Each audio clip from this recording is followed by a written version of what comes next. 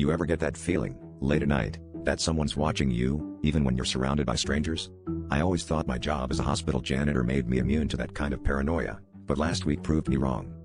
It started with an odd sound in the empty maternity ward, a lullaby, played too slowly, echoing through the halls after midnight. I tried to brush it off, until I noticed footprints, tiny, wet footprints, trailing from the nursery, circling my mop bucket. I remembered the stories my coworkers whispered during breaks, the baby that never cried, born on a blood moon, who vanished from the hospital decades ago.